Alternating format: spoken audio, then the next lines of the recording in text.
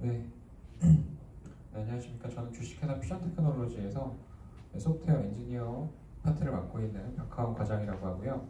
네, 오늘 의료 분야 3D 프린팅 기술의 활용 및 이미지 프로세싱 소프트웨어 기술에 대한 내용으로 발표를 진행하게 되었습니다.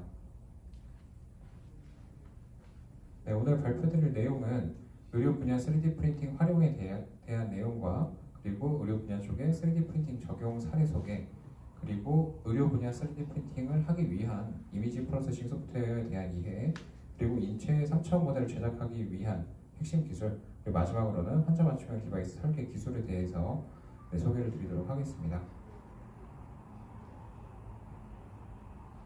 네, 일단은 의료 분야 3D 프린팅 활용에 대한 내용을 말씀드리도록 하겠습니다. 네, 일단은 3D 프린터의 역사에 대해서 좀 말씀을 드려보자면은 사실 이제 이런 내용들은 크게 중요한 내용이 아니기 때문에 넘어가도록 할 겁니다.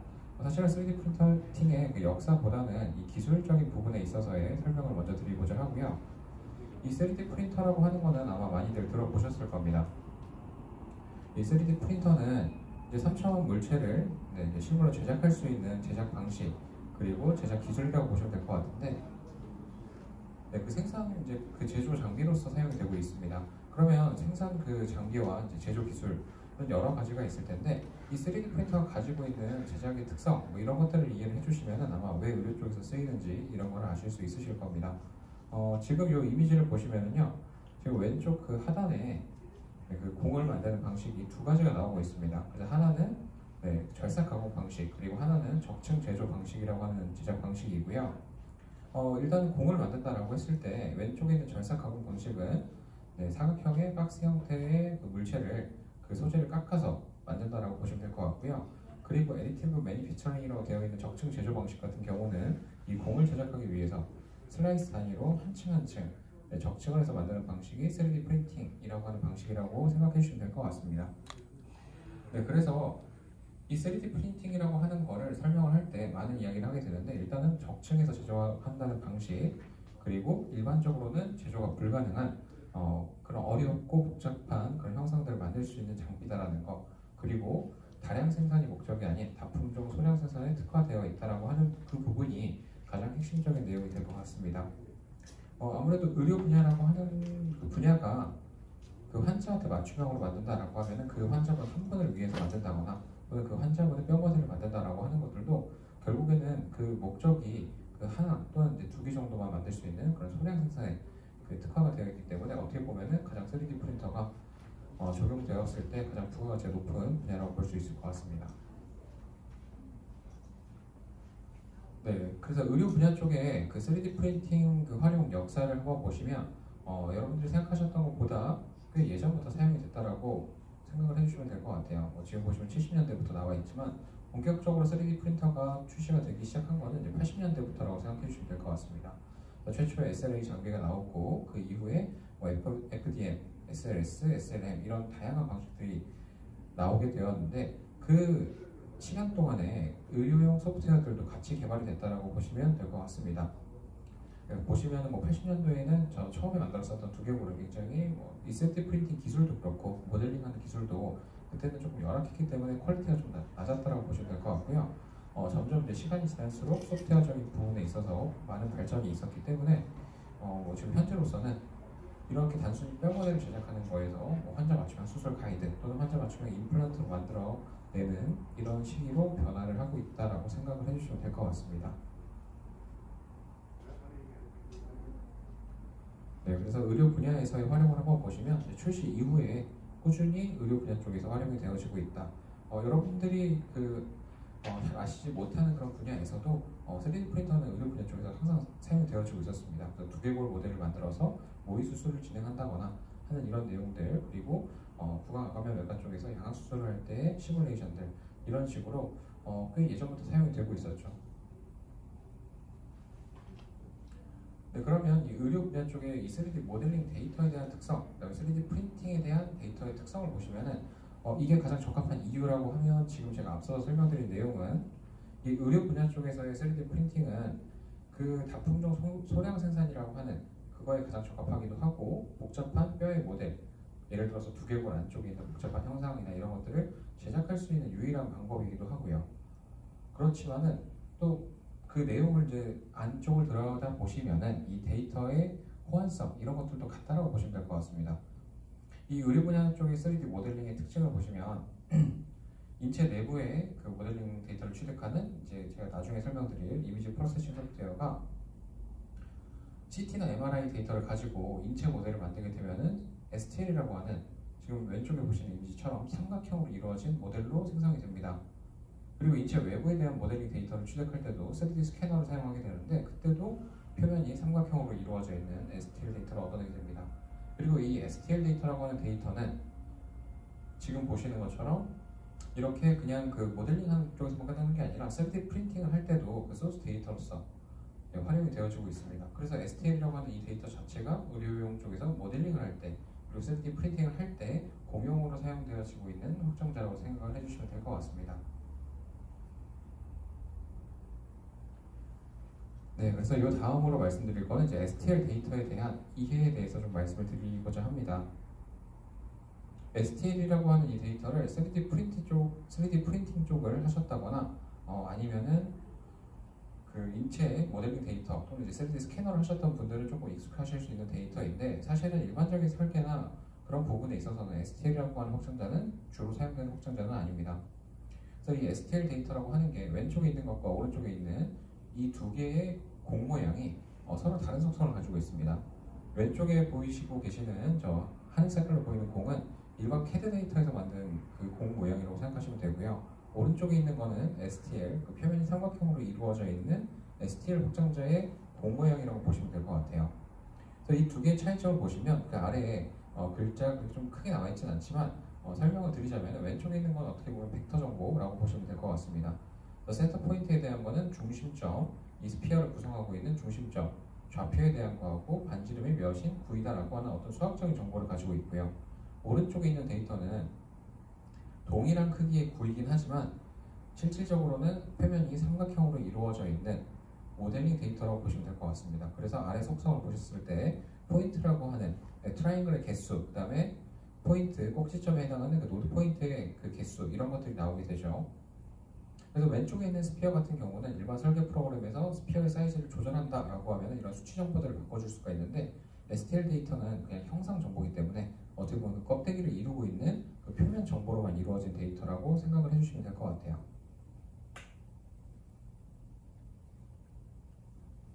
네, 그래서 STL 데이터를 보시면 바깥쪽에 있는 빨간 색깔 원이 있고 그 다음에 안쪽에 각이 져 있는 안쪽에 지금 그 아래쪽에 보시면 이렇게 팔각형으로 각이 져 있는 그 모델이 있습니다. 이건 약간 과장돼서 나온 거긴 한데 CAD 모델링에서의 구를 만든다라고 하는 작업은 제일 바깥쪽에 있는 것처럼 동그란 형태가 만들어질 거고요.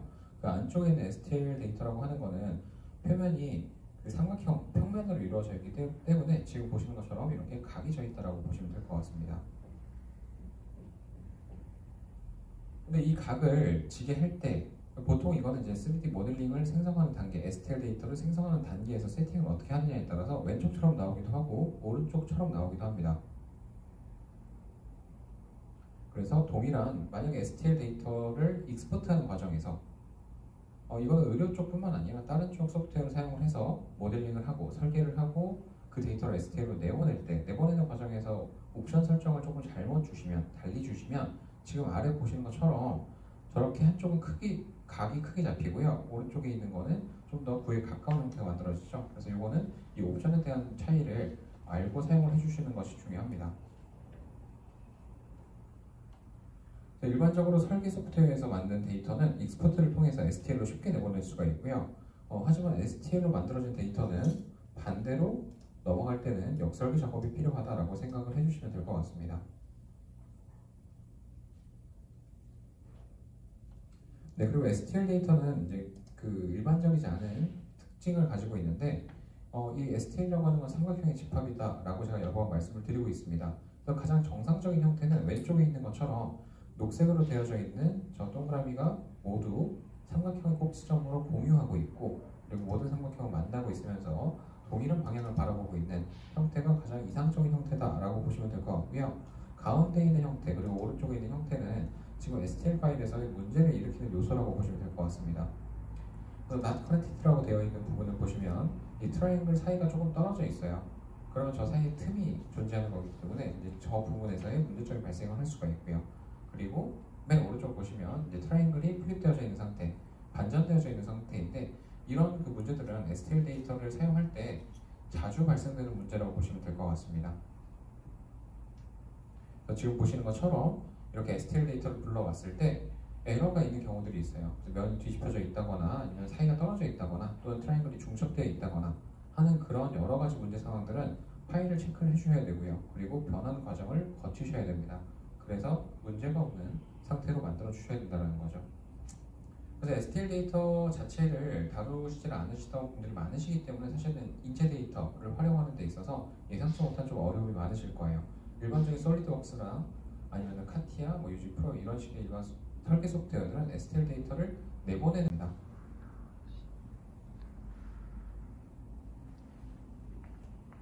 네, 그래서 제가 이 의료 쪽에서의 3D 프린팅에 대한 내용을 설명드리면서 이제 그 산업용 장비에 대한 내용을 좀 말씀드려보려고 합니다. 근데 이 산업용 장비에 대해서 제가 말씀을 드리려고 하는데 이 산업용 장비에 대한 내용을 일반적으로만 말씀을 드리면은 굉장히 의료 분야 쪽에 있어서는 좀 거리감이 있을 수가 있어요. 그래서 제가 설명드리려고 하는 내용은 이제 제가 실무를 진행을 하면서 각각의 산업용 장비들이 활용이 될 때 어떤 식으로 활용하는 게 가장 이상적인지 그리고 가장 효율적인 장비 선택을 할 수 있는지에 대한 내용을 설명드리도록 하겠습니다. 그래서 보통은 이제 재료 타입에 따라서 분류를 나누기도 하고요. 액상 레진 소재를 사용하는 3D 프린터 또는 분말을 사용하는 3D 프린터, 제일 오른쪽에는 고체 형태 재료를 사용하는 프린터 이렇게 나눠져 있다고 보시면 될 것 같아요. 네, 그래서 가장 먼저 설명드릴 방식은 SLA라고 하는 3D 프린팅 방식이고요. 이 방식 같은 경우는 꽤 많이 대중화되어 있는 방식이라고 보시면 될 것 같습니다. 산업용 장비들 중에서는 가장 많은 이제 활용 빈도를 가지고 있는 장비고요. 여기에 뭐 설명이 조금 복잡하게 나와 있지만 그 액체 레진이 액상 레진이 담겨 있는 수조에 위에 UV 레이저가 움직이면서 레이저가 닿는 부분이 경화가 일어난다고 생각을 해주시면 될 것 같아요. 그래서 액체 표면에 한 층이 경화가 되고요. 그리고 그 경화된 부분이 바닥으로 내려가고 그 위에 액체가 또 한 겹 깔리면서 제작하고 또 위에 액상 레진을 깔고 이런 식으로 한 층씩 적층하는 제조 방식이라고 생각을 해주시면 될 것 같습니다. 네, 뭐 중간중간에 보시면 리코터가 움직이는 작업들 이런 내용들까지도 좀 들어가 있지만 쉽게 생각을 하신다면은 액상 레진과 UV 레이저를 통한 경화다라고 생각을 해주시면 될 것 같아요. 네, 이 SLA 장비의 가장 큰 특징이라고 한다면은 표면 조도가 좋다라고 하는 것도 장점이 되겠지만은 제가 봤을 때는 이 빌드 사이즈에 대한 제약이 다른 거에 비해서 그래도 꽤 다양한 편이라고 생각을 해요. 이 빌드 사이즈가 보통은 크지 못한 장비 타입들도 있습니다. 보통 DLP라고 하는 방식이 빌드 사이즈가 크지 않고 작은 빌드 사이즈를 가지고 있는데 이 의료 분야 쪽에서도 용도에 따라서는 빌드 사이즈가 큰 게 좋은 경우들이 있어요. 분할해서 출력해서 나중에 결합하는 방식들도 있지만 사실은 가장 편한 방식은 한 번에 출력을 하는 거겠죠. 그럼 인체에서 가장 큰 영역이라고 한다면은 뼈 모델로 봤을 때는 보통 이제 장골 같은 쪽, 피머나 티비아, 대퇴골이나 경골 이런 것들을 만드실 때는 SLA 장비 같은 걸로 한 번에 출력을 할 수가 있는 거고요. 그리고 서포트를 떼내는 것도 그렇게 어렵지 않다는 점, 그리고 제작 속도가 굉장히 빠르다는 점, 이런 점들이 이점이 될 수가 있습니다. 이 소재에 대한 부분을 보시면은 이 소재도 다양하게 사용이 가능해요. 그 액상 레진, 그 레진을 어떤 걸 사용하느냐에 따라서 투명도가 있는 소재도 가능하고요. 강도가 높은 소재, 고강도 또는 이제 그 고내열성 이런 식의 다양한 소재들을 선택하셔서 사용하실 수가 있습니다. 네, 아무래도 의료 분야 쪽에서의 가장 그 집중도가 올라가는 그 부분들은 집중하는 그런 그 재료들은 지금 보시는 것처럼 바이오 클리어 소재, 수술용 가이드를 쓸 수 있는 소재라거나 아니면은 제일 아래쪽에 있는 투명도가 있는 소재들, 아무래도 내부를 봐야 되거나 또는 혈관 모델을 만들었을 때 혈류에 대한 흐름을 분석하고 싶다 또는 눈으로 보고 싶다라고 하면은 투명한 모델을 만드셔야 되기 때문에 그럴 때는 이런 SLA 장비 타입이 가장 적당하다라고 생각을 해주시면 될 것 같습니다. 네, 그러면 요 다음에 한번 뭐 사례 같은 걸 좀 보시면은요, 지금 꼭 이 의료 쪽만 나와 있는 건 아니고 제일 왼쪽에 나와 있는 거는 이제 코끼리의 상아를 만드는 맘모스의 그 상아를 만드는 그 작업이고, 그다음 가운데에는 미라 형태를 만드는 거라고 보시면 될 것 같아요.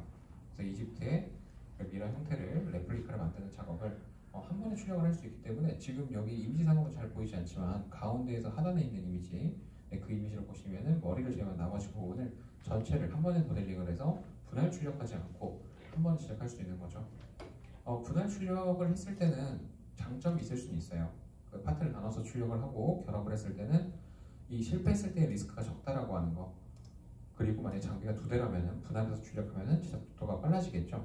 그런데 이제 가장 큰 단점은 그 사이를 연결하는 부분을 자연스럽게 만들어야 된다라고 했을 때는 좀 후처리 과정이 어려울 수도 있습니다.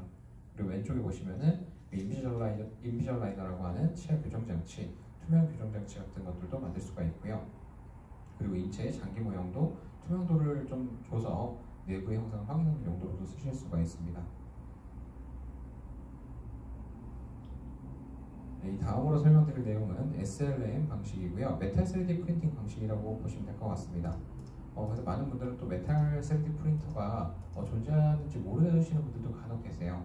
대부분은 이제 플라스틱 계열 또는 뭐 나일론 계열의 파우더 이런 식을 사용을 하기 때문에 대부분은 이제 금속이 아닌 비금속 그 3D 프린터가 가장 많은 부분을 차지하고 있는데 금속 3D 프린터도 있고요. 이 금속 3D 프린터는 더욱이 의료 분야 쪽에 있어서만큼은 가장 많이 알려져 있는 방식이라고 보시면 될 것 같습니다. 그래서 제작에 대한 내용을 좀 말씀드리자면은 앞서서 설명드린 SLA는 액상 레진이 담겨있는 수조 그게 재료였다면은 지금 보시는 SLM은 메탈 분말, 금속 분말에 사용을 하는 겁니다. 금속 분말에 레이저의 열로 그 분말들을 녹여가면서 한 층씩 적층을 하는 거라고 생각을 해주시면 될 것 같아요. 그래서 뭐 옆에 있는 설명들 중에서 핵심적인 내용을 보면은 제가 방금 말로서 설명드린 내용 외에 제작 시 챔버 안에 온도가 고온으로 유지되고 제작 후에 이제 쿨링 시간을 거쳐야 된다라는 부분들. 이 부분도 굉장히 중요합니다. 3D 프린터에 대해서 보통 찾아보실 때 제작 속도가 어떻다라고 할 때는 이런 그 쿨링 타이밍에 대한 내용을 설명을 안 하는 경우들도 있어요. 근데 SLS 또는 SLM 같은 파우더 계열의 소재들은 고온으로 제작이 되기 때문에 그걸 한 번에 파트를 꺼내게 되면은 갑자기 급격한 온도 변화에 의해서 변형이 생길 수가 있습니다. 이런 쿨링 시간에 대한 부분까지도 만약 혹시 장비를 검토하시거나 사용을 하셨을 때는 이 정도의 시간이 걸린다라는 것을 알아주시면 될 것 같습니다. 그리고 마지막으로는 파우더 계열 장비들은 이건 다 공통사항인데 재료를 한번 쓰고 나면은 그 재료를 온전히 재활용할 수는 없어요. 그래서 이 일반적인 그 노멀한 소재랑 섞어서 사용을 하는 이런 방식을 사용한다라고 보시면 될 것 같습니다. 네, 이 메탈 장비 제작하는 방식은 제가 조금 넘어가도록 할게요. 그래서 메탈 3D 프린터라고 하는 거는 이 프린터만 단독으로 있지는 않고요. 지금 보시는 것처럼 부대 설비들이 좀 많이 들어가게 됩니다. 가스 설비들도 들어가고 별도의 오퍼레이팅 룸이 있어야 된다라고 생각해 주시면 될 것 같고요. 메탈 장비 같은 경우는 장비의 타입이 이렇게 좀 빌드 사이즈가 크긴 큽니다만은 가장 많이 쓰이는 타입은 앞에 있는 좀 사이즈가 작은 것들이 많이 쓰이게 될 겁니다. 왜냐면 열에 의한 변형들 이런 것들 때문에도 장비를 큰 것보다는 내가 딱 필요로 하는 사이즈만큼 출력할 수 있는 장비를 가장 선호하시는 것 같습니다.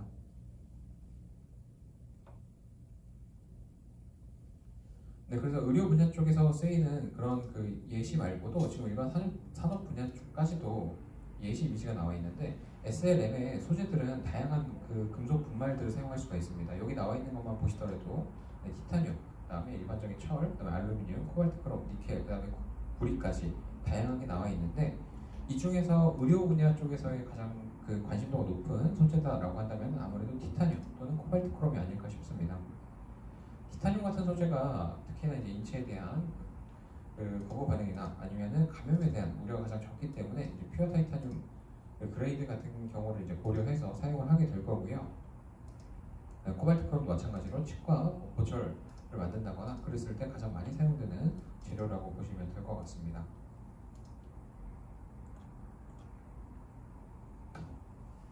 그래서 메탈 3D 프린터의 그 활용되고 있는 이미지를 보시면 대부분 이제 나와 있는 게 의료용이죠. 그래서 뼈의 일부를 대체하는 용도로 많이 사용되고 그다음에 임플란트의 표면에 레티스 구조를 넣어서 다공성 구조를 만들어주는 이런 방식들도 활용이 되어지고 있다라고 생각을 해주시면 될 것 같아요. 보시면 이제 레티스라고 하는 게 이런 격자 형태의 구조를 뜻하게 되는 겁니다.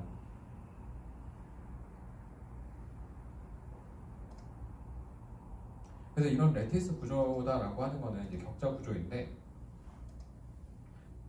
일반적으로 그 경량화를 위해서 주로 사용되는 방식이라고 생각을 해주시면 될 것 같아요. 그래서 일반적인 경량화라고 하는 거는 무게를 가볍게 하는 건데 의료 분야 쪽에서도 물론 뭐 임플란트라든지 아니면 어떤 이제 사용되는 것들이 무게가 많으면 좋지 않은 경우들도 있을 겁니다. 그 무게가 많다라는 거는 그만큼 재료량이 많이 들어가는 거기 때문에 이 제작 뭐 비용에 대해서나 그런 것들을 생각하셨을 때 사실 적합하지 않을 수가 있어요. 하지만 그런 것들은 일반적인 산업 분야 쪽에서의 포커스를 맞추는 부분인 거고요. 의료 분야 쪽에서의 레티스는 뼈가 자랄 때 더 볼 재생이 잘 될 수 있게끔 표면에 패턴을 넣어주는 거라고 생각해 주시면 될 것 같아요. 그래서 이 레티스 구조 또한 내가 설계한 저런 복잡한 형상대로 제작을 할 수 있는 장비 타입은 메탈 3D 프린터 외에는 거의 유일무이하기 때문에 이 메탈 3D 프린터가 현재 의료 분야 쪽에서는 임플란트를 제작하는 용도로 많이 쓰이고 있다고 생각을 해주시면 될 것 같습니다. 네, 그리고 그 다음으로는 SLS 3D 프린팅 방식에 대해서 한번 말씀을 드려볼 거예요. 기본 제작되는 방식 자체는 앞서서 설명드렸던 SLM하고 거의 유사한 방식입니다. 여기서 이제 폴리아미드 계열의 파우더를 얇게 깔고 위에 레이저 열로 그 폴리아미드 계열의 파우더를 소멸시키고 한 층을 또 깔아주고 그 다음에 그 레이저의 열로 소멸시키고 이런 방식을 반복적으로 해주는 거죠. 이것도 마찬가지로 적혀있는 내용이 제작 시에 챔버 안의 온도가 고온으로 유지가 되고 제작 완료 후에 쿨링의 시간이 걸린다 라는 겁니다. 하지만 SLS 같은 타입 방식은 조금 그 다른 거랑 차별화되는 점이 있어요. 가장 차별화가 많이 되는 게 바로 서포트가 없다라고 하는 거. 서포트라고 하는 거는 3D 프린터로 제작을 할 때 무너지지 않게끔 또는 제작을 안정적으로 할 수 있게끔 지지대를 만들어주는 걸 서포트라고 합니다. 그런데 이 서포트 같은 경우는 SLS는 이미 그 제작이 되지 않은 나머지 공간 자체도 파우더로 가득 차 있기 때문에 그 부분이 파우더 자체가 그거의 서포트 역할을 해준다라고 생각을 해주시면 될 것 같아요. 그래서 제작이 다 완료되고 나면 이제 파트만 꺼내서 그다음에 이제 그 파트만 꺼내고 사용되지 않는 소재는 나중에 다른 소재랑 섞어서 새 소재랑 섞어가지고 활용을 하게 됩니다. 그래서 SLS 같은 경우는 제작되는 거에 대해서 한번 영상을 같이 한번 살펴보겠습니다. 네, 제가 영상에 이제 배속을 걸어놨으니까 좀 빨리 볼 수 있을 거고요. 지금 파우더가 도포가 된 후에 레이저로 지금 제작을 하고 있는 겁니다. 한 번 제작을 하고 리커터가 움직이고 또 제작을 하고 움직이고 이런 식인데 방금 좀 전에 나섰던 제작 그 하는 소재가 담겨있는 통이 이렇게 움직이는 게 보이실 거예요. 저건 이제 쿨링을 최대한 빠르게 하기 위해서 저런 시스템이 갖춰져 있다고 생각을 해주시면 될 것 같습니다.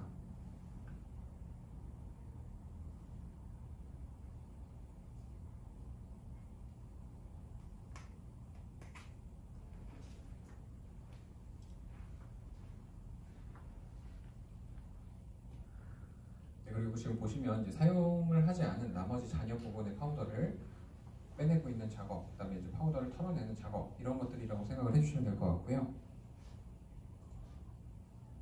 서포트가 생기지 않기 때문에 복잡한 형상을 만들더라도 그 안쪽에 있는 부분의 면이 깔끔히 나온다라고 하는 게 SLS의 가장 큰 장점입니다.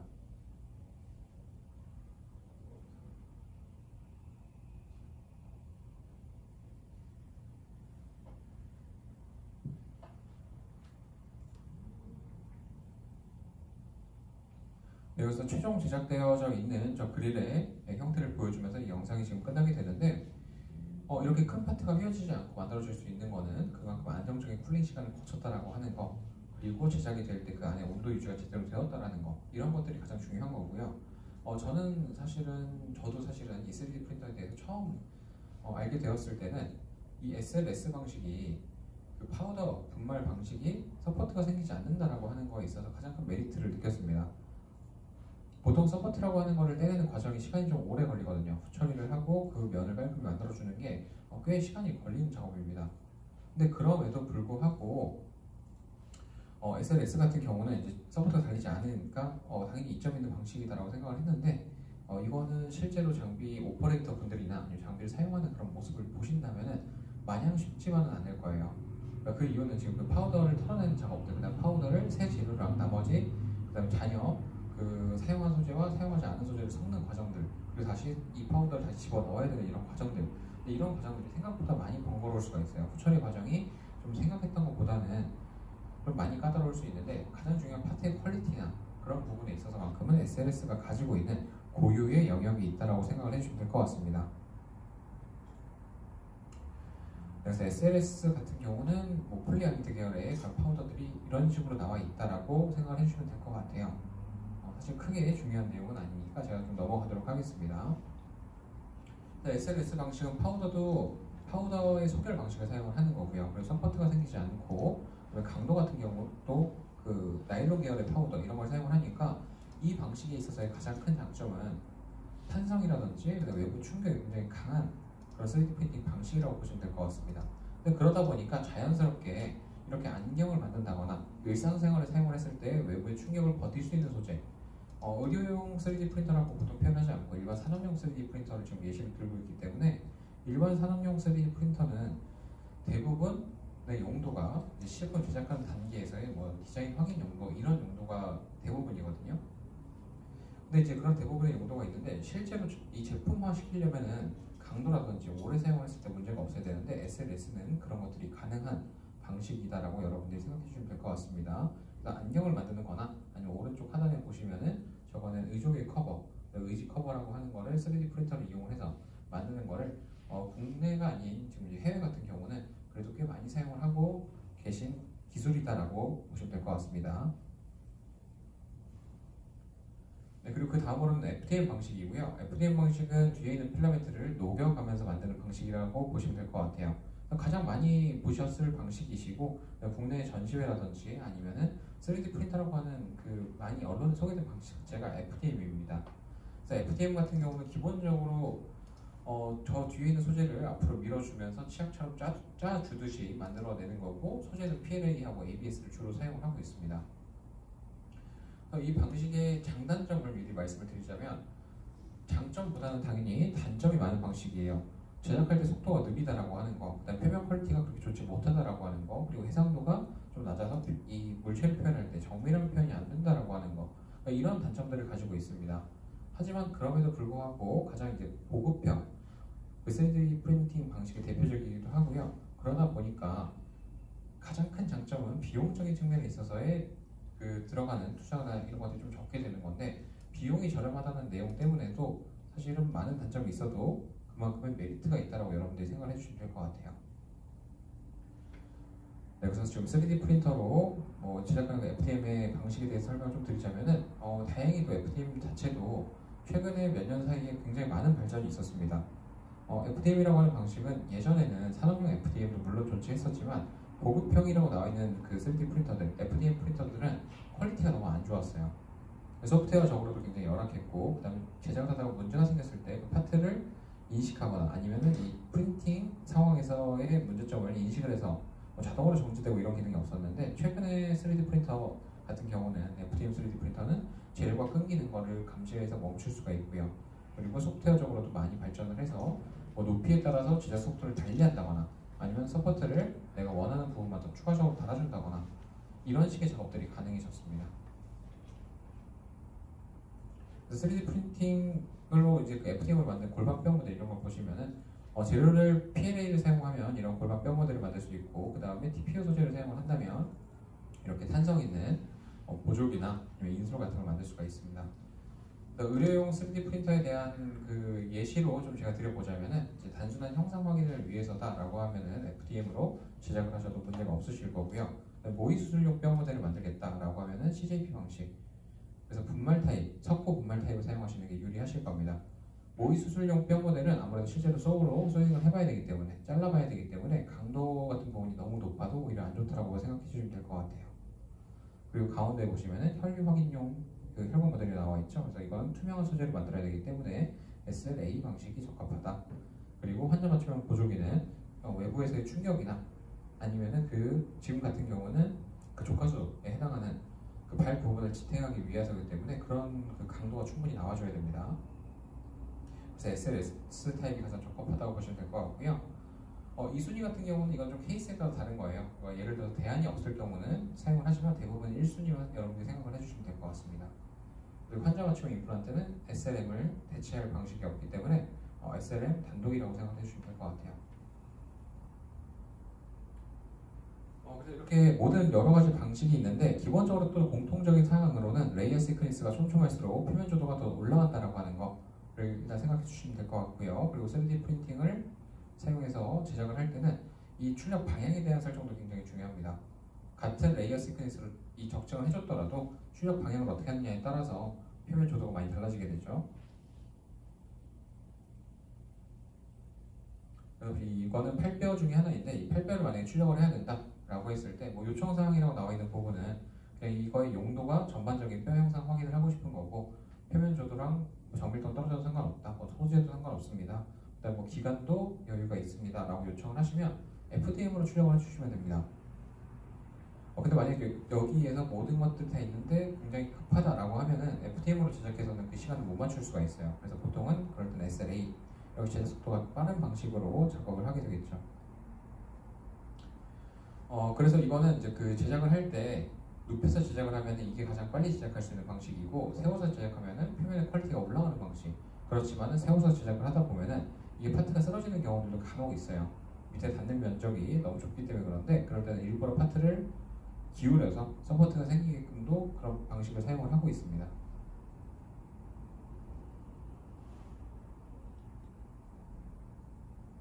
네, 그럼 요 다음으로는 의료 분야 3D 프린팅 적용 사례에 대해서 설명을 드려보도록 하겠습니다.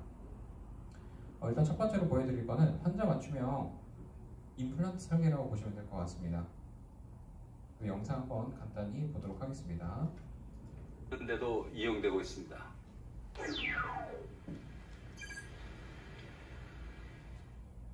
올해 20살의 허민영 씨. 안경을 벗자 얼굴에 남은 수술 흉터가 드러난다. 초등학교 4학년 때 비강암 판정을 받은 후 계속된 재발과 전이.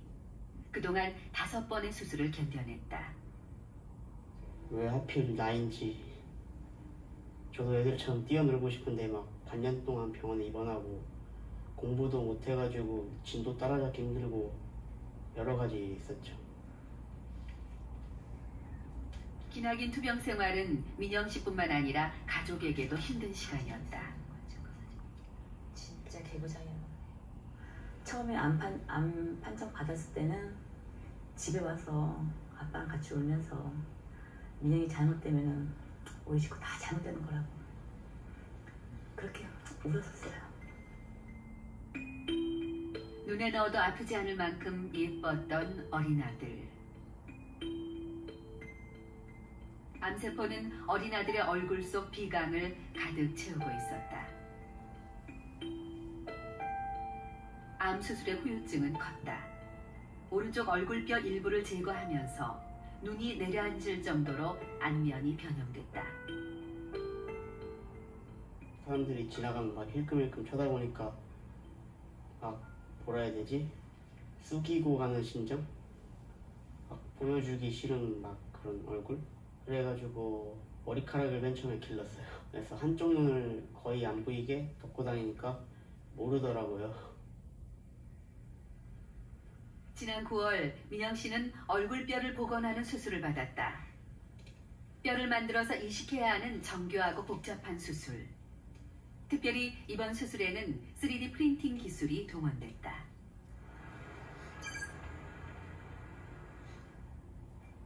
이번 수술을 집도한 성형외과 이종원 교수.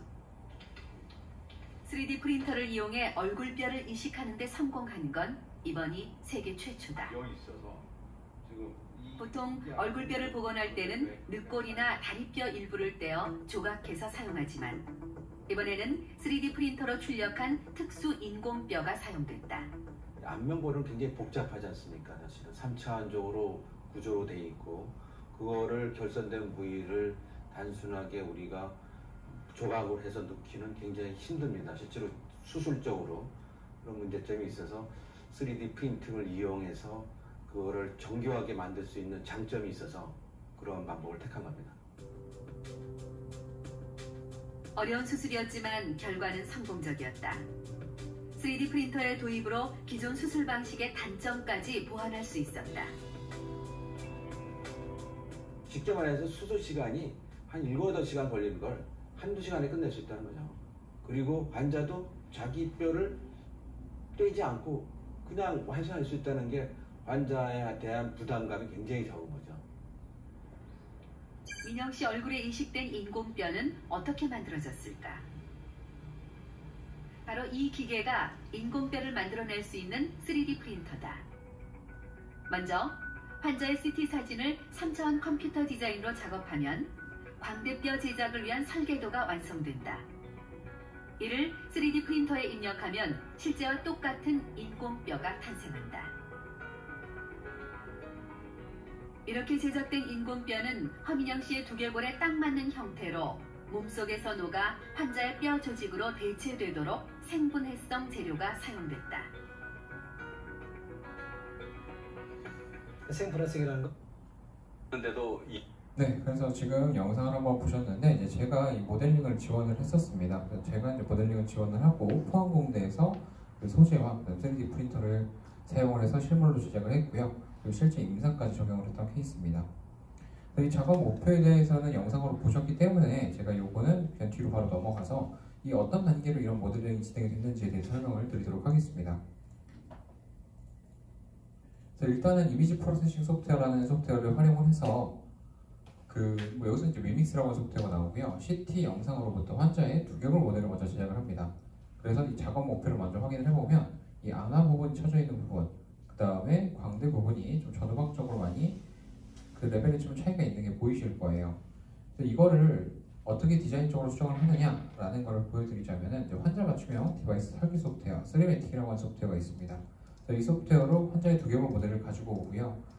기본적인 개념만 보신다면은 반대편에 있는 정상적인 그 형태의 뼈를 미러링을 해서 반전시킨 다음에 그 위치를 맞춰주는 겁니다. 그래서 일부 뼈를 트림을 해주시고 그리고 내가 필요한 부분 트림한 후에 지금 가운데 있는 기준평면, 위드 사이탈 플랜이라고도 표현을 하고요. 중심평면을 기준으로 이 뼈를 미러링을 시켜주게 됩니다. 그렇게 해서 보시면 지금 보시는 바와 같이 붉은색으로 보이는 부분이 미러링이 된 부분이에요. 하지만 정상적인 일반적인 그 분들도 두개골이 완전히 미러링 됐을 때 대칭인 형태가 아니라 조금씩 다릅니다. 근데 지금처럼 비대칭 있는 상황 같은 경우는 더욱이 잘 안 맞겠죠. 그래서 이런 것들은 무브, 로테이트 기능을 사용을 해서 내가 원하는 부분에 맞춰 주셔야 됩니다. 이 작업이 끝났을 때 보시면 이런 식으로 좀 단위져 있는 것까지도 보이실 거예요. 이런 것들을 자연스럽게 표면 처리해주고 그 다음에 스무싱한 작업, 그 다음에 너무 높이가 높다거나 낮거나 한 이런 부분들은 컨펌을 통해서 디자인적인 그 변화를 거쳤고요. 최종적으로 만든 디자인과 분리 서브트랙션이 나오는 이 작업은 간단히 말해서 이 3D 오브젝트끼리 더하고 빼는 작업이라고 보시면 돼요. 지금 주황색으로 만들어져 있는 게 미러링을 통해서 형상을 보완한, 그리고 수술이 끝났을 때 가장 이상적인 형태. 그럼 이상적인 형태와 현재 상태를 빼주시게 되시면 그 두 개의 모델링 차이가 나오겠죠. 그래서 그 두 개의 모델링 차이를 보시면 지금 녹색으로 나오는 부분, 저 부분만을 따로 얻어내실 수가 있습니다. 최종적으로 완성을 해주시면 이렇게 만들어진다라고 보시면 될 것 같아요. 그래서 이때는 지금은 제가 단순하게 이런 순서만 좀 설명을 드렸는데 눈 밑에 들어가는 거니까 두께가 1mm였으면 좋겠다 이런 사항들까지도 다 반영을 해서 설계를 진행을 했었습니다. 네, 이런 식으로 나오는 거죠. 그리고 두 번째 사례 같은 경우는 이제 인체 내부에 해당하는 거 말고 인체 외부에 해당하는 디바이스 설계 사례라고 보시면 될 것 같아요. 네, 이때 이제 환자 맞춤형 상지 보조기고요. 이것도 먼저 영상 한번 같이 보도록 하겠습니다. 비교하면서 또 작업을 할 수 있기 때문에 더 용이한 장점이 있습니다.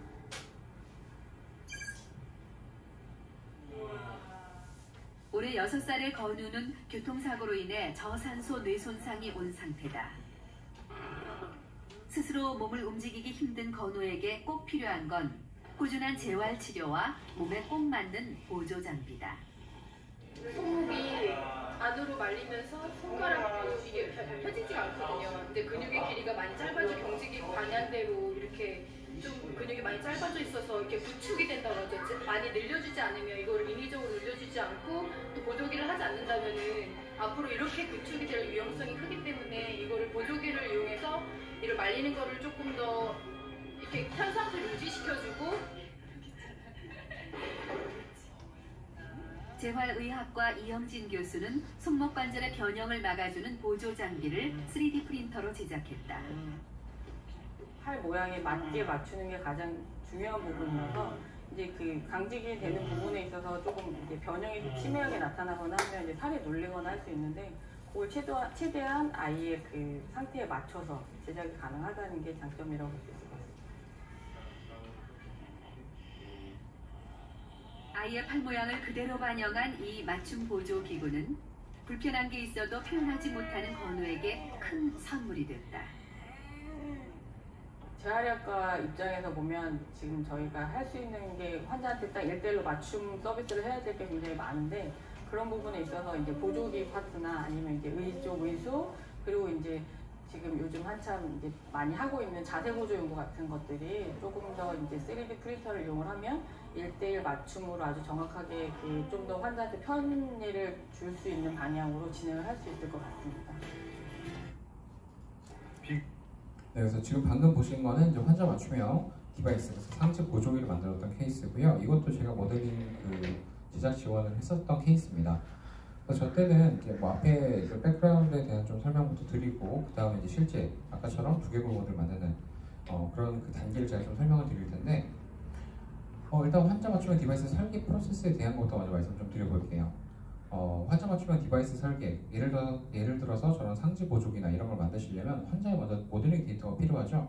근데 뼈 데이터를 얻어낼 때는 CT나 MRI 영상을 활용을 하고 그다음에 3D 스캐너를 이용을 하면은 환자 외부에 피부 데이터 같은 걸 얻어낼 수가 있습니다.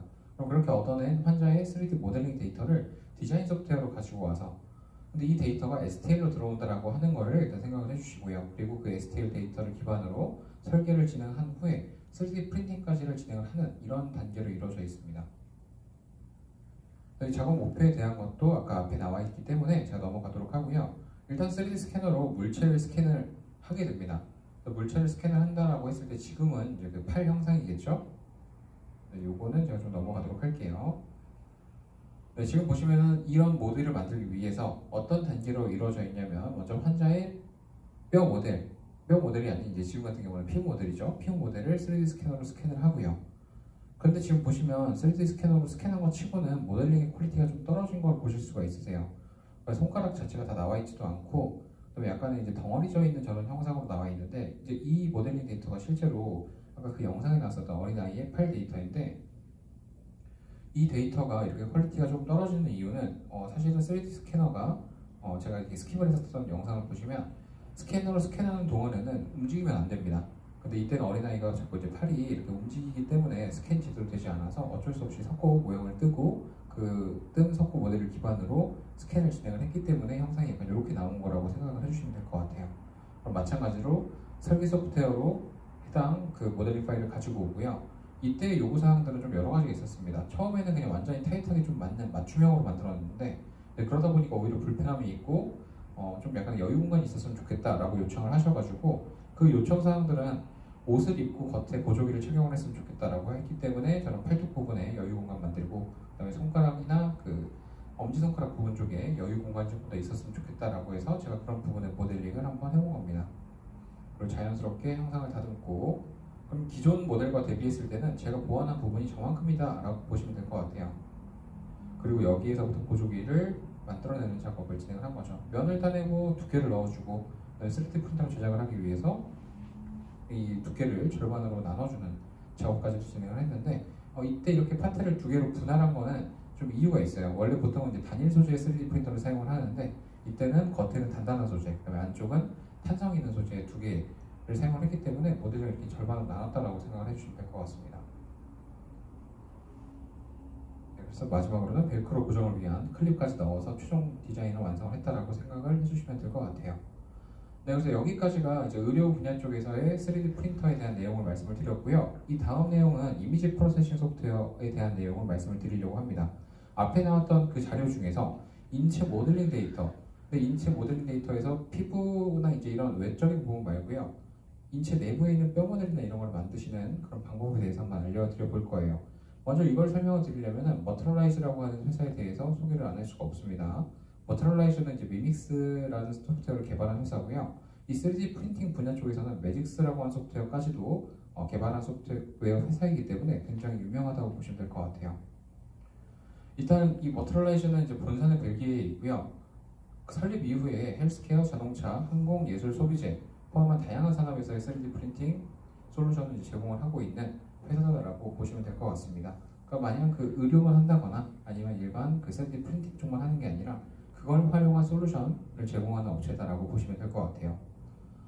근데 제가 봤을 때는 지금 제일 아래쪽에 있는 문단이 제일 핵심적인 것 같은데 설립 당시에 SLA 프린터 한 대를 가지고 사업을 맨 처음에 시작을 하셨을 때 보통은 이 3D 프린터에 대한 가능성을 봤다면은 하드웨어적인 부분에서의 예를 들어서 발전, 그러니까 3D 프린터 회사로서 발전을 나아갔을 수 있는데 이때는 이 프린팅을 어떻게 하면은 이 3D 프린팅이라고 하는 걸 어떻게 조금 더 잘 산업에 녹여서 이 활용 할 수 있는 가치를 높일 수 있는가 라는 쪽으로 일단은 고민을 하신 거고요. 그러다 보니까 이 3D 프린터라고 하는 게 의료 분야 쪽하고의 가장 접근도가 높다, 활용 가치가 높다라고 판단을 해서 92년도에 미믹스에 이제 시초가 된 소프트웨어가 나오게 됩니다.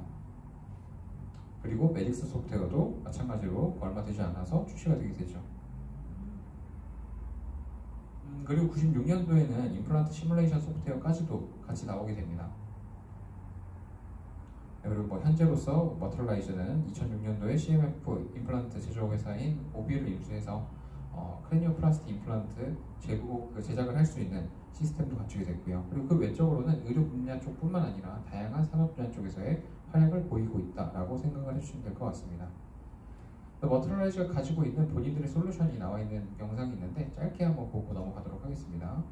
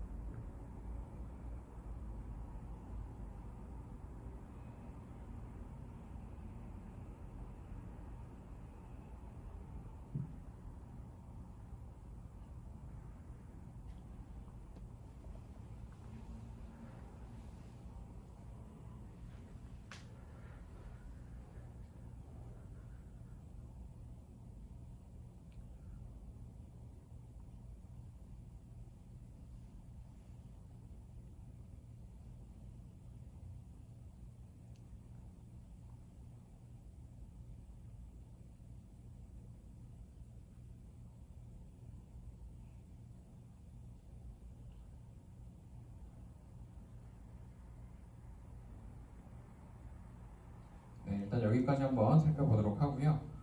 일반적인 그 일상생활에서의 3D 프린터의 적용, 그다음에 이제 일반 그 의료 분야 쪽에서의 적용 이런 것들이 좀 나와 있는 영상이라고 보시면 될 것 같고요.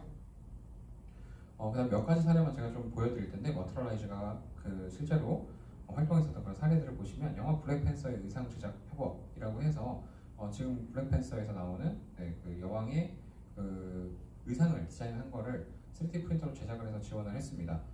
이거 같은 경우는 저는 이 사례를 가지고 영화에서의 의상 이런 식으로 표현한다기보다는 이것도 어떻게 보면은 의료 분야 쪽에서의 맞춤형 의료기기 만드는 기술하고 다를 바가 없어요. 왜냐면은 이 배우한테 맞는, 이 배우의 두상에 맞는 저런 모자 디자인이 들어간 거고요. 그리고 신체에 맞는 의상 디자인이 들어간 거기 때문에 환자 맞춤형 보조기를 만드는 것과 유사한 거다라고 보시면 될 것 같습니다. 물론 여기에 디자인적인 요소가 같이 가미가 됐으니까 대부분 이제 패션쇼라든지 이런 쪽에서도 최근에는 3D 프린터를 활용하고 있어서 이런 식의 사례들이 많이 나오고 있습니다. 그래서 영화 분야 같은 경우도 마찬가지로 다품종 소량 생산에 가장 적합한 분야이기도 하죠.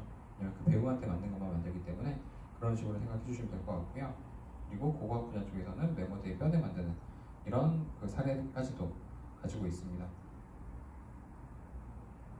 그리고 인체의 표준 모델을 만들어내는 소프트웨어상의 기술이라든지 아니면 유한 요소 해석에 필요한 그 인체 교통사고의 충돌 부상을 예측할 수 있는 인체 모델을 만든다거나 이런 식의 작업들도 하고 있고요.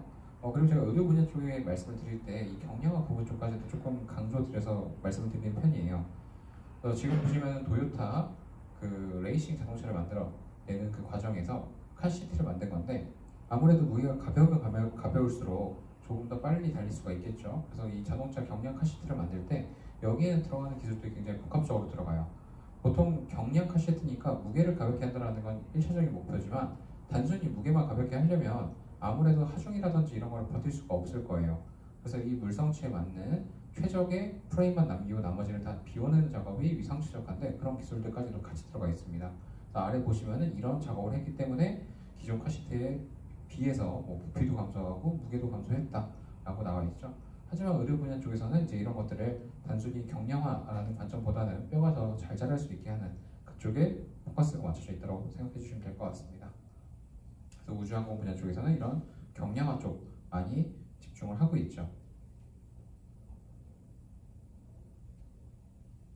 그래서 92년도부터 미믹스 이제 시작이 되는 시초가 된 소프트웨어가 이렇게 출시가 되게 됐는데,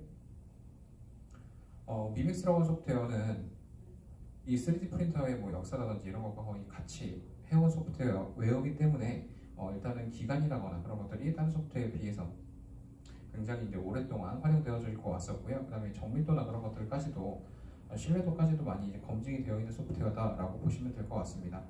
근데 제가 이 미믹스를 소개시켜드리는 이유는 지금 이 대표적인 소프트웨어이기도 하고요. 가장 글로벌하게 가장 그 의료 분야 쪽에서 많이 사용되는 소프트웨어이기 때문에 이런 쪽에 이제 관심이 있으신 분들은 필수적으로 들어보셨을 그런 소프트웨어다라고 생각해 주시면 될 것 같아요. 그래서 또 이게 의료 분야 쪽에서 쓰이는 이 소프트웨어가 이 미믹스라고 하는 소프트웨어 설명을 드리는 이유가 바로 이 슬라이드로 설명드릴 수 있을 것 같습니다. 보통 인체 모델로 모델링을 만든다는 상상 끝나는 게 아니에요. 만든 인체 모델을 가지고 무엇을 하느냐가 더 중요하겠죠. 그래서 어널리시스라고 되어 있는 분야 쪽으로 넘어가면은 분석 분야, 또는 FA 쪽으로 가면은 유한 요소에서, 그 다음에 디자인 쪽으로 가면은 환자 맞춤형 디바이스 설계, 그다음에 시뮬레이션이라고 하면은 가상수조 시뮬레이션, 이런 쪽으로 만든 모델을 가지고 어떤 쪽으로 활용하는지에 따라서 각양각색의 그런 기능들이 들어가 있다고 생각을 해주시면 될 것 같아요. 네, 그래서 이미지 프로세싱 소프트웨어의 가장 큰 대표적인 기능인 아나토미 세그멘테이션에 대한 부분부터 말씀을 한번 드려보겠습니다. 그래서 1번, 2번, 3번은 다 부가적인 기능이라 먼저 세그멘테이션에 대한 내용을 설명을 드려볼 거예요.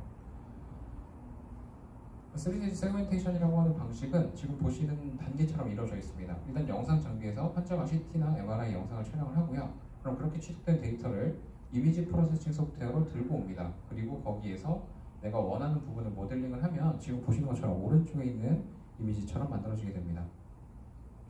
그래서 한번 뭐 매뉴얼 세그멘테이션이라고 하는, 원래 기존에 이거는 그냥 직설적으로 표현을 하자면 노가다 방식이다라고 보시면 될 것 같아요. 제가 영상 한번 보여드리면 배속이 좀 걸려 있으니까 금방 영상이 틀어질 겁니다.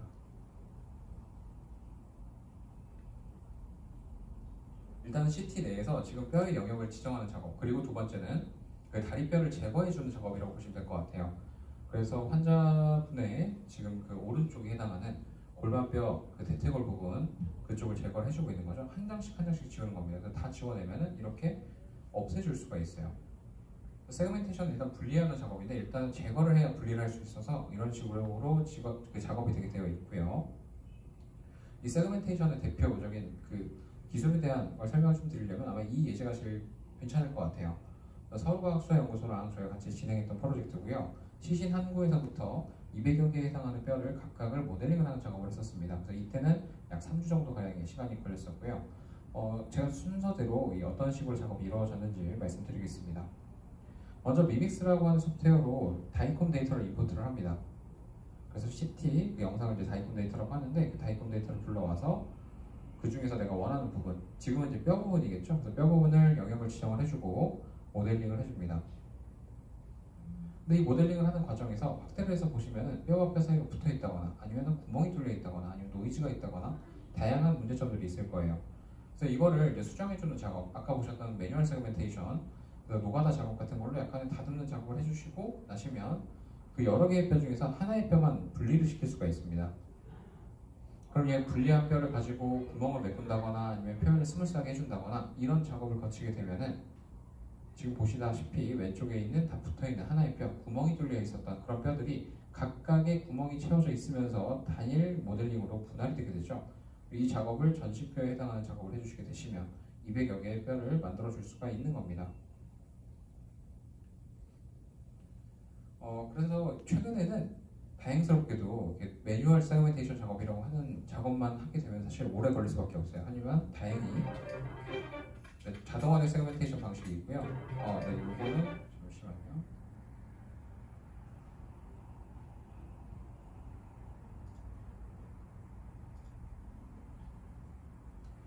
이거 영상이 좀 배속이 걸려 있어서 약간 그 사운드 이슈가 있어서 제가 잠깐 껐고요. 지금 보시면 골반뼈를 분리할 때 아까는 그 노가다 작업으로 한 장씩 지우는 작업이 진행이 됐었다면은 지금 보시면 이거는 슬라이드 2장, 코로나를 위해서 2장 정도만 이제 뼈의 영역을 대충 지정하면 모델링이 만들어지는 겁니다. 그래서 이런 자동화 방식이 생겼어요. 최근에는. 근데 이 자동화 방식에는 물론 잘 안 맞는 부분들이 있다라고 여러분들이 생각을 해주시면 될 것 같습니다. 그리고 요거는 넘어가도록 할게요. 이렇게 결과물을 만들어줄 수가 있고, 이때는 이제 3D 프린팅까지 하는 게 목적이었기 때문에 SLA 방식으로 만들어서 실제로 1대1 사이즈로 제작한 후에 저희가 이제 서울과학수사연구소 쪽에 납품을 하게 됐고요. 현재로서는 그 지하에 전시가 되어 있는 걸로 알고 있습니다. 그래서 의료 영상이라고 하는 거는 일반 이미지 영상하고 틀려요. 그러니까 영상이라고 표현을 하면 보통 동영상을 좀 많이 생각을 하시는데 의료 영상이라고 하는 거는 이제 이미지 영상을 이야기를 하는 겁니다. 그래서 이 각각의 영상이 왼쪽에 있는 것도 JPG, 그다음에 오른쪽에 있는 것도 이제 다이콤 이미지인데 서로 같은 이미지이지만 정보량은 좀 달라요. 왼쪽은 이제 순수한 이미지고 픽셀 개수가 많습니다. 그러니까 섬세한 표현이 가능하죠. 근데 오른쪽 같은 경우는 섬세한 표현은 좀 어려워요. 지금 보시면 이게 픽셀도 좀 크죠. 그리고 뭐 컬러도 없이 이렇게 흑백으로만 나와 있을 겁니다. 그래서 이 다이콤은 이제 눈으로 봤을 때는 이런 뭐 흑백으로 보이는 거, 그다음 디테일이 떨어지는 거, 이런 정보들만 있는데 더 엄밀히 얘기하자면 이 다이콤 데이터라고 하는 이 데이터는 의료 영상 퓨전 데이터를 다이콤이라고 이야기를 해요. 확장자는 .dcm을 사용을 하고요. 이 데이터는 예전에는 이제 각각의 영상 장비 회사들이 다른 데이터를 쓰고 있었습니다. 본인만의 그런 장비에서 읽을 수 있는 데이터를 쓰다가 이렇게 국제 규약으로 다 하나로 지정을 해놨기 때문에 이제 어느 장비에서 얻어낸 데이터도 다른 장비에서 쓸 수 있기 때문에 이 다이콤 데이터를 불러올 수 있다는 것은 CT, MRI, 그다음 제조사에 상관없이 다 불러올 수 있는 데이터라고 생각을 해주시면 될 것 같아요. 그래서 다이콤 정보 안에는 이렇게 다이콤 헤더 정보가 들어있고요. 환자 정보, 그다음에 영상에 대한 정보들이 쭉 들어가 있는 거라고 생각해 주시면 될 것 같습니다. 이런 식으로 들어가 있는 거죠. 그래서 CT를 촬영을 할 때는 CT에 가로 세로 픽셀이 고정이 되어 있어요. 그래서 고정되어 있는 픽셀 내에서 디테일한 표현을 하시려면은 왼쪽에 있는 이미지가 오른쪽보다 훨씬 더 정밀하게 나오죠. 그래서 이 이유는 오른쪽에 있는 이미지는 좌우 다리를 모두 찍은 CT 영상, 왼쪽 같은 경우는 다리 한쪽만 찍은 거, 다리 한쪽만 찍은 게 훨씬 더 디테일이 좋다라고 생각을 해주시면 될 것 같아요. 그리고 의료 영상에 대해서 얘기를 하자면 엑스레이, MRI, CT 이 이미지들이 각각의 장단점이 있습니다. 엑스레이는 한 장의 이미지, MRI 같은 경우는 인대라거나 근육이라거나 이런 것들의 형상을 보기 좋은데 결국에는 이제 CT나 이런 것처럼 뼈 모델링을 하기엔 좀 적합하진 않아요. 근데 반대로 CT는 연골 같은 부위가 안 보이고 인대도 안 보이고 그렇지만 뼈 모델을 얻어내기 굉장히 적합한 방식입니다. 그래서 CT와 MRI 영상에는 이런 차이들이 존재한다. 눈으로 봤을 때의 차이점도 있지만 결국 3차원 모델을 만들어내는 방식에서 CT 같은 경우는 밀도 기반으로 만드니까 좀 상대적으로 쉽게 만들 수 있고요. MRI 같은 경우는 컨투어 베이스드 메소드라고 해서 작업하기 좀 까다로운 방식이라고 생각을 해주시면 될 것 같아요. 그래서 이제 이미지에 필터 기능을 넣으시면은 이건 이제 이미지 영상이기 때문에 사실은 이미지에 필터 넣는 거, 그러니까 포토샵 같은 거로 넣는 거랑 비슷하다고 보시면 됩니다. 그래서 원본 이미지가 있는데 가우시안 필터를 적용을 했을 때 오른쪽처럼 나온다더라. 이런 것들도 있고요. 표면에 틈을 메꿔주는 기능도 존재합니다. 그리고 다이콤 데이터로부터 모델링을 만들어낼 때 왼쪽과 오른쪽에 있는 방식 두 가지가 있어요. 그래서 많은 분들이 왼쪽에 있는 모델이 좀 리얼하게 보이고 오른쪽에 있는 건 알록달록하니까 좀 디테일이 떨어진다고 생각하실 수가 있거든요. 근데 이 두 개의 영상에는 서로 장단점이 있습니다.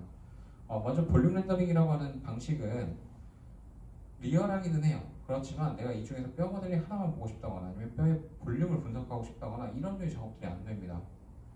그러니까 눈으로 보기는 굉장히 좋은 작업이고 이 환자의 어떤 그 인체 그 정보를 읽기에는 좋은데 하나만 딱 떼내가지고 볼 수 없고 볼륨 잴 수 없고 3D 프린터로 출력하기 위한 모델링 데이터로 내보낼 수가 없다라고 하는 거, 그러니까 이런 점이 좀 단점이에요. 최근에는 지멘스에서 나온 이런 시네마틱 렌더링이라는 기술까지 있어서 굉장히 이제 디테일하게 모델을 볼 수가 있거든요. 그러니까 이런 식의 이미지 정보를 보는 건 굉장히 시각적인 정보는 좋은데 실제로 이제 저희가 작업할 때 있어서는 3D 프린팅을 해야 된다는 관점에서 별로 안 좋은 그런 방식이라고 보시면 될 것 같습니다. 그래서 서페이스 렌더링이라고 하는 방식을 사용하셔야지만 이렇게 STL 데이터 뽑아내서 모델링을 진행할 수가 있는 거죠. 그리고 부정확한 경계 분할이나 이제 이런 작업들이 세그멘테이션 할 때 좀 만약에 작업자가 꼼꼼히 작업하지 않았다라고 하면은 어느 부분에 구멍이 뚫려 있고 어느 부분에 저렇게 픽셀이 튀어나와서 바깥에 이렇게 삐져나온 그 노이즈가 있을 수도 있어요. 그래서 이제 이런 작업들을 잘 유의하시면서 작업을 해주셔야 되는데 결국에는 이 옵션에 따라 3D 모델링이 차도 발생을 하고 누가 작업하느냐에 따라서 아직까지는 의료 영상 데이터를 처리해서 3차원 모델을 만들 때 만드는 사람에 따라서 결과물이 좀 다르게 나올 수 있다는 걸 생각을 해주시면 될 것 같습니다.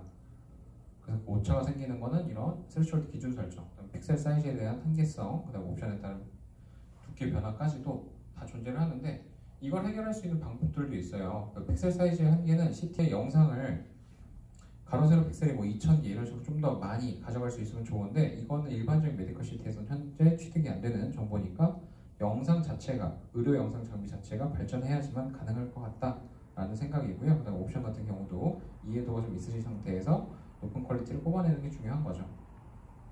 그래서 저는 이제 항상 말씀드릴 때 이 3D 세그멘테이션이 정확히 안 되면 인체 모델을 정확히 분리해내지 못한다면 가상수준 시뮬레이션 이런 작업들은 다 의미가 없어질 수가 있어요. 그래서 3D 세그멘테이션 작업에 소요되는 시간은 영상 장비 해상도와 퀄리티에 따라서 변동폭이 크다라고 생각해 주시면 될 것 같습니다.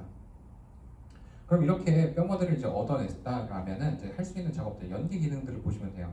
첫 번째로는 메저먼트, 각도나 거리에 대한 분석들. 근데 이게 심화 단계로 넘어가면은 각 랜드마크에 해당하는 포인트를 찍으면 서로 간의 약속에 의한 계측들이 가능해요. 이런 식으로. 그래서 보통 양악 수술을 한다라고 했을 때는 좌우에 대한 밸런스 이런 것들을 보시기 위해서 여러 개의 점을 앞면에 또는 이제 두개골에 찍어주시고 서로의 상대적인 그런 변화량을 봅니다. 그래서 좌우 대칭 이런 밸런스 같은 거를 보시는 거고요. 또 계측을 하기 위해서는 이런 작업을 하는 경우가 있어요. 핏 프리미티브라고 해서 인체의 정확한 모델을 사실 인체를 계측하거나 이러려면은 인체의 그 다리뼈에서의 축을 얻어낸다거나 아니면은 저 다리뼈 대퇴골 헤드에 그 중심점을 찍는다거나 뭐 이런 작업들이 좀 필요하거든요. 근데 그런 것들을 사실은 이거는 가정이라고 보시면 돼요. 지금 여기 그 세 개의 인체 모델 중에서 가운데 있는 게 대퇴골인데 저 대퇴골에 이렇게 동그란 부분이 있죠. 또는 이제 그 눈 안쪽에 있는 부분도 마찬가지고 저기가 사실은 정확한 구는 아니에요. 근데 구라고 가정을 해서 거기서의 중심점을 찾으면 사실 이거는 정확하진 않지만 그 인체에서의 중심 포인트다라고 가정을 하고 보통 작업하는 겁니다. 이런 류의 작업들도 가능하고요. 핏 프리딕티브라고 하는 방식을 활용을 하면은 계측 포인트들 또는 계측의 기준면 이런 설정들을 쭉 해주실 수가 있으세요. 그리고 이제 분석 같은 경우가 이런 그 각 거리나 아니면 각도에 의한 분석 계측뿐만 아니라 3차원적인 형상 분석도 가능합니다. STL 모델을 가지고 뭐 수술 전후에 대한 얼굴 앞면의 변화 또는 시크니스에 대한 변화 이런 것들 또는 분석을 해줄 수가 있고요. 그다음에 커베이처, 곡률에 대한 분석도 진행을 해주실 수가 있습니다. 그리고 뭐 혈관에 대한 모델링까지도 가능하다라고 생각을 해주시면 될 것 같아요. 그리고 그 다음으로 말씀드릴 거는 이제 시뮬레이션에 대한 내용들. 가상수술 시뮬레이션은 이제 버추얼 서저리라고 하죠. 버추얼 서저리는 3D 모델을 만들어 놓고 이 모델을 내가 의도한 대로 뼈를 커팅하고 임플란트를 안에 위치시켜보는 이런 작업들이라고 보시면 될 것 같습니다. 이건 한 가지 예시인데 이제 임플란트를 식립하는 시뮬레이션을 한번 해본 거예요. CT 영상 내에서는 임플란트가 제대로 들어간 것 같은데 3D 모델에서 봤을 때는 저 오른쪽 상단에 있는 이미지처럼 노란 색깔로 임플란트가 좀 삐져나와 있죠. 그래서 디자인에 대한 것 변경을 해서 다른 디자인으로 사용을 했을 때 수술이 조금 더 성공적으로 끝이 났다. 뭐 이런 것들을 확인할 수 있는 거고요. 요거는 좀 넘어가겠습니다. 그래서 이 가상수술을 위해서는 정확하게 만든 모델이 일단 일차적으로 필요하고 그럼 그 정확하게 만든 뼈 모델링을 커팅을 하거나 아니면 수치 기반의 이동 및 회전 시뮬레이션을 진행한다거나 또는 임플란트를 식립하는 시뮬레이션 그다음에 수술 시 간섭이 된 부분에 대한 미리 사전 예측 그리고 양악수술 같은 경우는 수술 전후에 대한 앞면의 형상의 변화에 대한 분석까지도 진행을 해줄 수가 있습니다. 그리고 디스트랙터 시뮬레이션까지도 지원하는 기능이 있는 거죠. 네, 그 다음으로 이제 인체 3차원 모델 제작을 위한 핵심 기술이라고 하는 것들이 있는데 제가 이렇게 핵심 기술이라고 표현을 했지만 핵심 기술은 아까 보신 그 인체 모델을 만드는 게 사실 핵심 기술이에요. 그게 정확히 이루어져야지만은 그 이후에 다른 기능들이 좀 존재를 하는 건데 지금 저는 여기서 말하는 핵심 기술은 좀 최신 기술을 소개를 드리려고 합니다. 저도 그 이전까지는 객관화되지 못하고 좀 어려웠던 작업인데 최근에 생긴 이 기능이 굉장히 좋은 기능이라 한번 좀 소개를 시켜드릴 겸 한번 슬라이드를 준비해봤습니다. 리듀스 스캐터라고 하는 이 기능이고요. CT 영상을 사용을 하시다 보면은 이렇게 CT에서 빛이 번지는 듯한 이미지가 나옵니다. 이거는 이제 메탈 아티팩트라고 하는 거고요. 치아에 크라운이라거나 아니면 보철 같은 것들이 있을 때 CT를 찍으면 그 부분이 밝게 빛나요. 근데 이게 빛이 나서 그런 게 아니라 CT가 밀도를 기반으로 해서 그 영상을 만들어주는, 컴퓨터로 다시 이제 그 영상을 재구현을 해주는 건데 밀도 차이라는 걸 분석을 해서요. 근데 CT에서의 그 밀도 차이가 피부에서 뼈에서 이렇게 움직이는 건 괜찮은데 뼈에서 갑자기 금속으로 바뀌면 금속의 밀도가 너무 높기 때문에 저렇게 빛이 번지는 듯한 그런 현상이 생깁니다. 이거를 감소시켜주기 위해서 메탈 아티팩트 감소시켜주는 기능. 그래서 이게 원래 기존에는 그냥 이미지에 필터 정도만 넣었어요. 이렇게 필터 정도만 넣었는데 이 방법을 사용해도 못하는 건 아니었습니다. 단지 그 효과가 좀 미비하기 때문에 일일이 다 손으로 떼주는 작업이 필요했어요. 기존 방식은 이렇게 뭐 칠을 해가지고 지워주는 방식. 사실 거의 노가다 방식과 다를 거 없습니다. 뭐 이렇게 칠을 해서 지웠다라는 거고요. 이렇게 지워주게 되면 오른쪽에 있는 결과물이 나오는데 이 작업에 그 시간이 이제 제가 작업을 해도 사실 3-4시간 정도는 좋게 잡아야 될 겁니다. 그리고 물론 무엇보다 정확도가 떨어질 수밖에 없는 작업이에요. 근데 이거를 이제 새롭게 바뀐 이제 리듀스 스캐터라고 하는 기능을 사용하시면 메탈 아티팩트가 있는 영역을 먼저 그 메탈 아티팩트를 일으키는 임플란트를 지정을 해주고 그다음에 스캐터, 리듀스 스캐터 기능을 작업을 해주신 다음에 결과물을 보시면 왼쪽에 있는 게 오른쪽에 있는 이미지처럼 바뀝니다. 사실 많은 변화는 없어 보일 수 있는데 저렇게 시커멓고 너무 밝은 부분이 약간 완화되는 거 보실 수가 있을 거예요. 그리고 거기에다가 필터 기능까지 넣어주시면은 지금 보시는 것만으로도 빛이 번지는 효과가 많이 줄어들었어요. 이렇게 결과물을 만들어 주시면 기존 방식보다 꽤 많은 차이가 발생한다. 그리고 그 이후에 몇 가지 기능을 같이 섞어주시면 결과물이 만들어진다라고 생각해 주시면 될 것 같아요. 그럼 이런 소프트웨어상으로 자동으로 처리해주는 거의 장점이 무엇이냐라고 한다면 일단 시작점이 다르다라고 보시면 될 것 같아요. 만약에 두 사람이 작업을 하는데 그 서로 그러니까 오차가 많이 존재하는 데이터를 가지고 작업을 하면은 오차의 폭이 크겠죠. 하지만 소프트웨어상으로 그런 오차를 최대한 줄여놓고 작업을 하면은 작은 오차를 가지고 두 사람이 다르게 작업을 하면은 오차가 아무리 많이 생겨봤자 그 간극이 많이 줄어들 겁니다. 그리고 마지막으로 이제 설명드릴 내용은 환자 맞춤형 디바이스 설계 기술에 대한 걸 설명드릴 텐데 아무래도 좀 그 이론적인 부분만 설명을 드리게 될 것 같아요.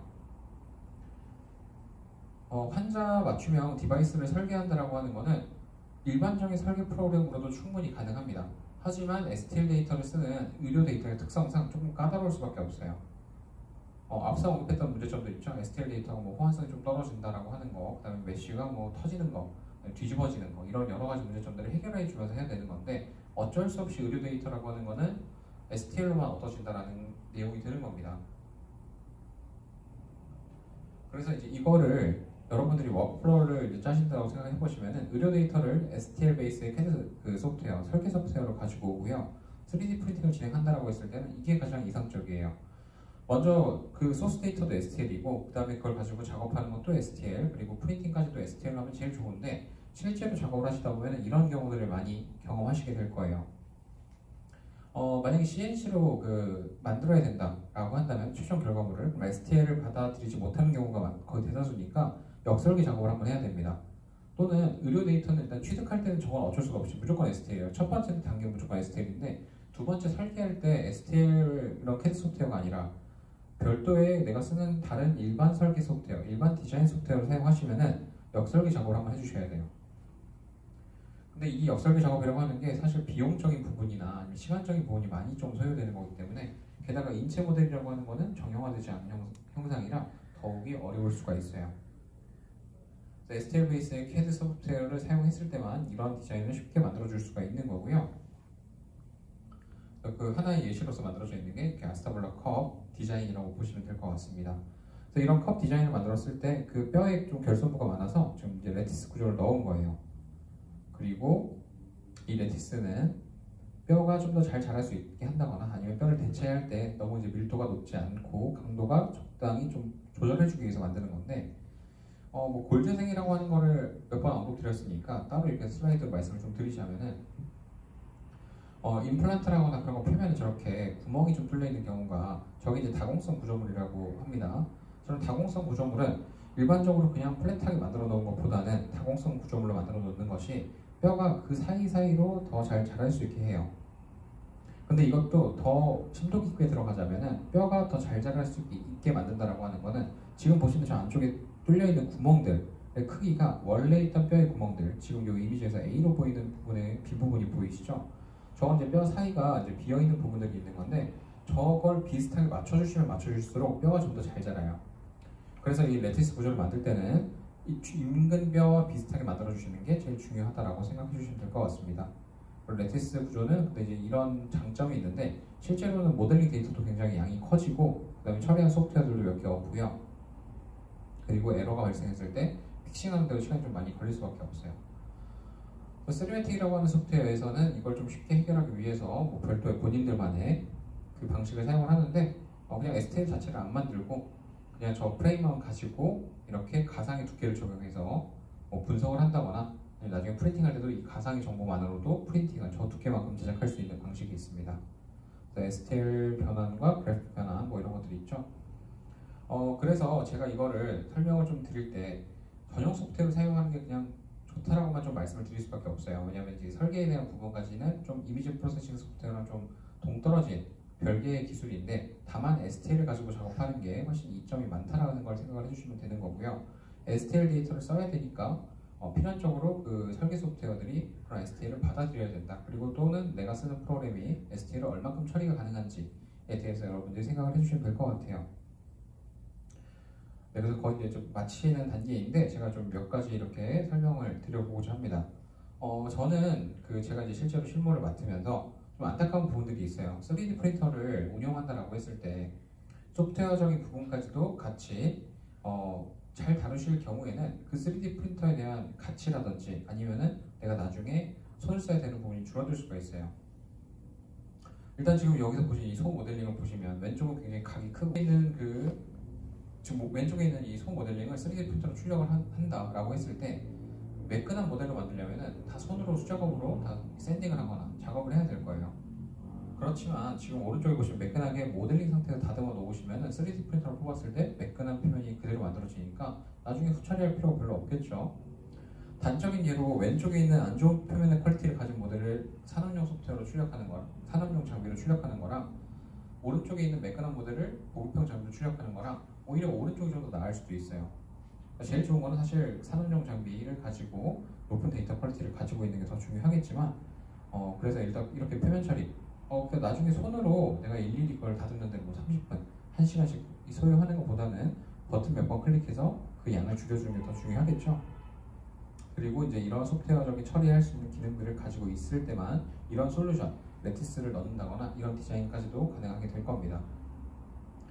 그리고 3D 프린터가 가지고 있는 사람이 설계라든지 아니면 아이디어가 있을 때는 오른쪽에 있는 것처럼 내가 뼈 모델을 만들어서 뭐 수술을 하는 데 있어서 모의 수술용 아니면은 플레이트 컨투어링을 위한 뼈 모델 활용 이런 식으로 할 수가 있는데 설계 기술이나 이런 게 없을 때는 사실 활용도나 이런 가치를 소프트웨어적인 걸 처리를 하지 못할 때에는 그냥 왼쪽에 있는 것처럼 싱기버스에 있는 데이터를 다운받아서 그냥 그대로 출력하는 이런 용도로밖에 활용이 안 될 거예요. 그러니까 가치 있는 작업을 하기 위해서는 소프트웨어적인 또 여기서의 말씀드리는 건 꼭 비단 의료뿐만 아니라 일반적인 소프트웨어도 마찬가지고요. 어떤 아이템을 만들기 위해서는 소프트웨어적인 활용이 중요하다고 생각해 주시면 될 것 같아요. 그래서 이게 이제 이런 모든 게 아우러질 때 다양한 컨텐츠 생산이 가능한 거고요. 뭐 시간에 대한 절약, 소프트웨어를 활용한 컨텐츠를 만들 수 있고 뭐 그러면 이제 이익이 당연히 생길 수 있는 부분이고요.